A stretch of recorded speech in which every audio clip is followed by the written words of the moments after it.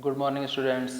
Last class में हम ordinal approach जो हिग्स ने दिया था कंज्यूमर्स के इक्विलिब्रियम के लिए, उसमें इंडिफरेंस कर्व हमने पढ़ा था। अब इंडिफरेंस कर्व की कुछ प्रॉपर्टीज़ हैं जिस बची हुई हैं जिसको हम आज पढ़ेंगे। चलिए स्टार्ट करते हैं। हमने दो इंडिफरेंस कर्व की प्रॉपर्टीज पढ़ी थी। फर्स्ट, इंडिफरेंस कर्व का स्लोप हमेशा नेगेटिव होगा। सेकेंड, वह ओरिजिन के तरफ कन्वेक्स होगा। दो properties. Third property, higher indifference curve shows higher level of satisfaction.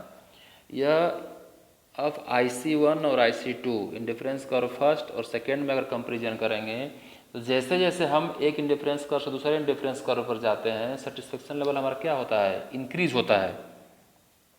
क्योंकि हम देख सकते हैं, सपोज दैट इस पर हमने ये वाई गुड्स की इतनी क्वांटिटी परचेज की, इस पर हमने एक्स की इतनी क्वांटिटी परचेज की।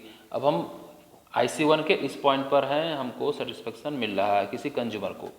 अब हम इसके IC1 से IC2 पर जाते हैं तो एक सिचुएशन ऐसी हो सकती है कि सपोज दैट हमने सीधा इसी पॉइंट को ले लिया, इस पॉइंट को। तो अगर IC2 पर हम गए तो वाई गुड्स तो हम सेम परचेज कर रहे हैं, वाई गुड्स सेम परचेज कर रहे हैं, बस एक्स गुड्स क्या हो गई हमारी? इंक्रीज हो गई। अभी देखिए, हम पॉइंट सपोज दैट ए पर थे, इससे गए नए इंडिफरेंस कर्व जो हायर इंडिफरेंस कर्व है राइट साइड में बी पर गए तो हम वाई की तो सेम क्वांटिटी परचेज कर पा रहे हैं सेम इनकम में, बट एक्स की ज़्यादा क्वांटिटी परचेज कर रहे हैं। सेटिस्फेक्शन लेवल हमारा क्या हो गया? हाई हो गया। इसी तरह हम अगर सपोज दैट इसके किसी दूसरे पॉइंट को लेते हैं, सपोज दैट हम ऐसे चले गए किसी इस पॉइंट पर, पॉइंट सी पर हम गए। पॉइंट सी पर अगर हम जाते हैं तो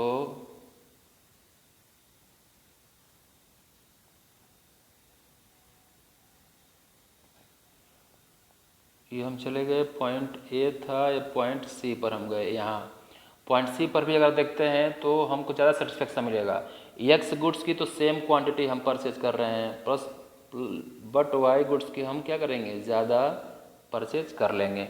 यह दो पॉइंट्स हो गए। तीसरा पॉइंट्स अगर हम देखते हैं तो इसको भी देख सकते हैं। सपोज दैट हम यह सी डी पॉइंट पर चले गए नेक्स्ट इंडिफरेंस कर्व पर, तो यहाँ पर हम देखेंगे तो एक्स वाई की भी ज़्यादा हम परचेज कर ले रहे हैं, एक्स का भी ज़्यादा परचेज कर ले रहे हैं। तो इसके किसी भी पॉइंट पर हम जाएंगे, हम IC1 से IC2 के किसी भी पॉइंट पर जाएंगे, हमको ज़्यादा सेटिस्फेक्शन मिलेगा। तो यह एक प्रॉपर्टीज इंडिफरेंस कर्व की, हायर इंडिफरेंस कर्व हमेशा हायर सेटिस्फेक्शन देता है। IC3 पर अगर हम गए तो IC2 से ज़्यादा सेटिस्फेक्शन मिलेगा। IC4 इंडिफरेंस कर्व 4 पर गए तो हमको I3 से ज़्यादा मिलेगा। इस तरह हम IC5 भी बना सकते हैं तो हमको IC4 से ज़्यादा मिलेगा। जितने भी इंडिफरेंस कर्व हम आगे बनाते जाएंगे, यह क्लियर है कि जब हम हायर इंडिफरेंस कर्व पर जाते हैं तो सेटिस्फेक्शन हमको क्या मिलेगा? ज़्यादा सेटिस्फेक्शन मिलेगा। इसलिए यह एक इम्पॉर्टेंट पॉइंट है।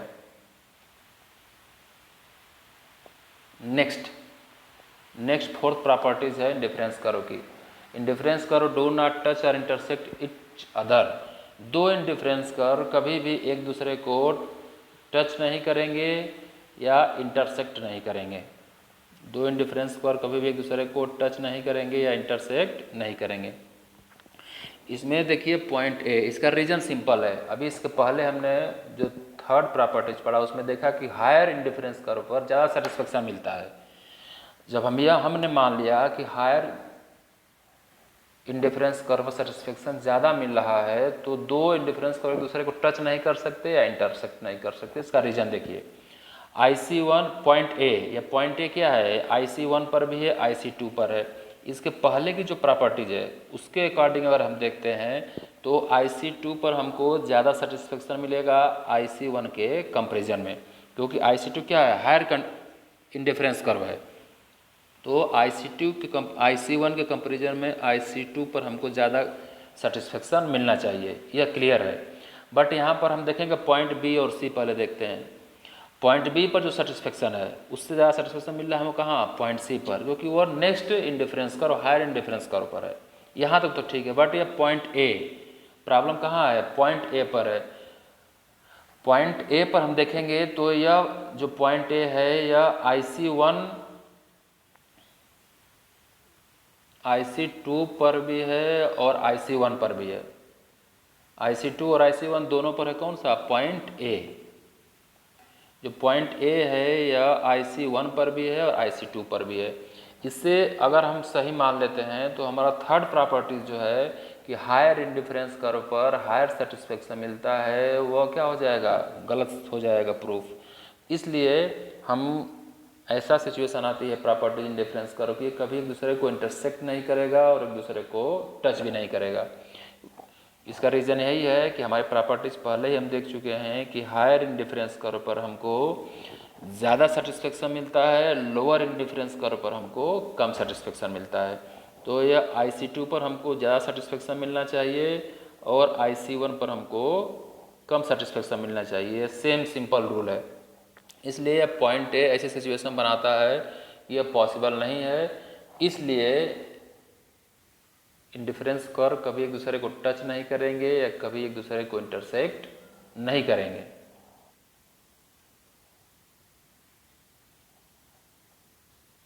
Next, indifference curve does not, या टच नहीं करेंगे किसको? एक्स एक्सिस और वाई एक्सिस को टच नहीं करेंगे। अभी देखिए इसमें एक इंडिफरेंस कर्व है, यह वाई एक्सिस को इस पॉइंट पर टच कर रहा है। इसका क्या है? Touching y axis indifference curve would mean zero consumption of goods x. इस पॉइंट पर है, मीनिंग क्या है? पूरा यह वाई गुड्स का ही कंजम्पशन कर रहा है, एक्स का कंजम्पशन यहाँ पर क्या है? जीरो। और हमने सिंपल सिचुएशन में देखा था कि सिंपल सिचुएशन में जो दो गुड्स होगी उसमें दोनों के कुछ ना कुछ पार्ट्स का वो कंजम्पशन करेगा। एक्सेप्शन सिचुएशन में ऐसा हो सकता है, बट 12th का जो सिलेबस है वहाँ तक यही है कि indifference curve does not touch x axis और वाई एक्सिस। एक्सेप्शनल केवल हो सकता है, लेकिन हमको ये सिंपल मानना है कि टच नहीं करेगा। बिकॉज देखिए IC यहाँ टच कर रहा है अगर इस पॉइंट के ऊपर, तो इसका मीनिंग यही है कि यह गुड्स वाई का ही पूरा परचेज कर रहा है, एक्स गुड्स के जीरो क्वांटिटी यह परचेज कर रहा है। इसी तरह अगर इधर देखिए आप IC यहाँ पर एक्स एक्सिस पर टच कर रहा है। टचिंग एक्स एक्सिस मीन्स यह है कि indifference curve would mean zero consumption of good y. यहाँ पर टच कर रहा है मतलब पूरा कंजम्पशन क्या है उसका? इतना एक्स गुड्स का है और वाई का यहाँ पर जीरो है, जीरो वाई कंजम्पशन है इसका, पूरा एक्स का है, यहाँ पर जीरो एक्स है। तो यह सिचुएशन इस तरह की सिचुएशन में यह प्रॉपर्टीज है इंडिफरेंस कर्व की कि इंडिफरेंस कर्व एक्स एक्सिस जो यह होता है, वाई एक्सिस जो यह होता है, दोनों में किसी को टच नहीं करेगा। तो टच करने का रीज़न आपने देखा कि टच क्यों नहीं करेगा। वाई को टच करने का मीनिंग यह है कि पूरा वाई गुड्स का ही कंजम्पशन कर रहा है, एक्स का क्या है कंजम्पशन? जीरो है। एक्स एक्सिस को टच करने का मीनिंग यही है कि पूरा वाई एक्स एक्सिस से कंजम्पशन कर रहा है, वाई एक्सिस से कंजम्पशन क्या है? जीरो है। जो इस तरह की सिचुएशन पॉसिबल, सिंपल सिचुएशन में इस तरह की कंडीशन नहीं आती है। इसलिए यह हम जो एजम्पशंस हमारे हैं वह यह तरह तरह की सिचुएशन हमको बताते हैं। तो अभी हमने जो इंडिफरेंस कर्व के 5 प्रॉपर्टीज देखी। फर्स्ट हमने देखा कि इंडिफरेंस कर्व हमेशा निगेटिव स्लोप लिए होता है। सेकेंड हमने प्रॉपर्टीज देखी कि indifference curve convex to the origin होता है। इसका रीज़न क्या है? Marginal rate of substitution. यह क्या है? इसके स्लोप को बताता है। मार्जिनल रेट सब्स्टिट्यूशन हमेशा क्या होता है? डाउन होता है।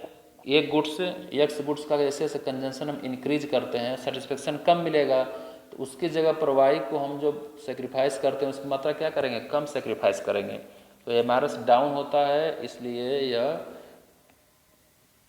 इसका स्लोप ऐसे हो जाता है किसका? इंडिफरेंस कर्व का। फिर हमने देखा कि हायर इंडिफरेंस कर्व पर हायर सेटिस्फेक्शन मिलेगा।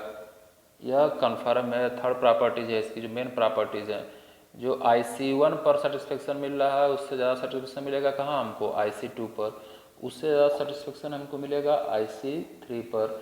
उससे ज़्यादा सेटिस्फेक्शन हमको मिलेगा IC4। ये प्रॉपर्टीज़ है। फोर्थ हमने देखा कि ये थर्ड से ही जुड़ा हुआ है, जो थर्ड प्रॉपर्टी जो इससे फोर्थ जुड़ा है। थर्ड क्या है, हायर इंडिफरेंस कर्व पर हमेशा हायर सेटिस्फेक्शन हमको मिलता है, यह कन्फर्म है। इसलिए हम ऐसा कह सकते हैं कि यह एक दूसरे को, दो इंडिफरेंस कर्व कभी भी एक दूसरे को टच नहीं करेंगे या कभी भी एक दूसरे को इंटरसेक्ट नहीं करेंगे। इसका रीज़न है कि जहाँ पर इंटरसेक्ट करेंगे या टच करेंगे वहाँ पर दोनों इंडिफरेंस कर्व का पॉइंट क्या हो जाएगा, सेम हो जाएगा, सेम सेटिस्फेक्शन। जबकि हमने देखा अभी कि हायर इंडिफरेंस कर्व पर हायर सेटिस्फेक्शन मिलता है, इसलिए एक दूसरे को इंटरसेक्ट नहीं करेंगे, एक दूसरे को टच नहीं करेंगे। फिफ्थ हम देख रहे हैं यह कि वाई एक्सिस और एक्स एक्सिस को इंडिफरेंस कर्व टच नहीं करेगा। इसका रीज़न यह है कि वाई एक्सिस को टच करेगा, इसका मीनिंग है कि पूरा अपना वो जो कंजम्पशन है वाई का कर रहा है, एक्स का कंजम्पशन 0 है। और एक्स एक्सिस को टच कर रहा है, इसका मीनिंग यह है कि वह पूरा कंजम्पशन एक्स का कर रहा है, वाई का कंजम्पशन उसको क्या है, 0 है। इसलिए दो डिफरेंस कर्व कभी भी एक्स एक्सिस वाई एक्सिस को टच नहीं करेंगे। इस तरह 5 जो है मेन प्रॉपर्टीज है इंडिफरेंस कर्व की, जो हिग्स ने दिया। ऑर्डिनल अप्रोच में कंजम्पशन जो कंज्यूमर है, कंज्यूमर का सेटिस्फेक्शन मार्केट में कैसे मिलेगा, इसके लिए हिग्स ने 2 इंस्ट्रूमेंट यूज किया कि इंडिफरेंस कर्व जो हमने देख लिया कैसे इसको ड्रा करते हैं, इसकी क्या प्रॉपर्टीज है। सेकेंड है बजट लाइन, वो बजट लाइन को नेक्स्ट क्लास में हम लोग देखेंगे।